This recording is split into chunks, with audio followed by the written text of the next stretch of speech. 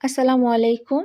আ আমি মৌরি Akter remote scrub diary থেকে। আজকে আবারও অরেঞ্জ কালার নিয়ে কিছু কাজ করলাম। তো ভাবলাম ডিমোল্ডিং ভিডিওটি করি।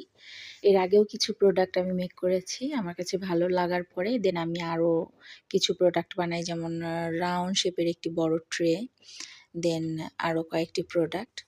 তো আপনারা দেখতেই পাচ্ছেন, যেমন আমি নতুন একটি ফ্লাওয়ার ভাস আমার স্টকে এনেছি। নতুন একটি না, মোট টোটাল ২ টা ফ্লাওয়ার ভাস আমি আমার স্টকে এনেছি।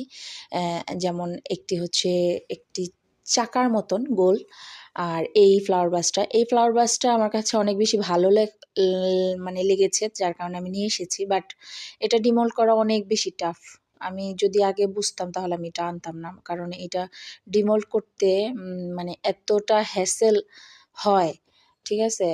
১ম ২ টা বানানোর সময় আমি ঠিকঠাকভাবে বানাইছি। যেমন এটা দেখতেছেন, খুব সুন্দরভাবে ঠিকভাবে মেক হইছে। বাট লাস্টে আমার দরকার ছিল টোটাল ৫ টা ফ্লাওয়ার ভাসের। সেখানে লাস্ট ৩ টা ফ্লাওয়ার ভাস আমার কাছ থেকে ভেঙে গেছে ডিমোল্ড করার সময়। এমন না যে আমি তাড়াহুড়া করছি, বা এমন না যে আমি জমাট বাঁধতে দেই নাই, যেগুলো আমি অন্যান্য প্রোডাক্টের ক্ষেত্রে করি। তখন নিজেকে মানে একটু সান্ত্বনা দেওয়া যায়। বাট এটার ক্ষেত্রে না, আমি এটা অনেক সুন্দরভাবে ডিমোল্ড করছি, তারপরেও ভেঙে গেছে। এট লাস্ট যে প্রোডাক্টটা আমার হাতে দেখতেছেন, এটা নিয়ে আর কি বলবো? এটা নিয়ে আমার অনেক ভিডিও আছে। আমি এটা মানে ডিমোল্ড করি অনেক কষ্টে। এটা মানে আমার সবচাইতে আপসেট হওয়ার মতো একটা প্রোডাক্ট। অ্যাজ ইউজুয়াল দেখতেই পাচ্ছেন, আজকেও ভেঙে গেছে। তো এই প্রোডাক্ট নিয়ে আমি কি করব? আমার চিন্তাভাবনা, এটা আমি মেক করা বাদ দিয়ে দিব। কারণ এটা আমার দ্বারা হয় না।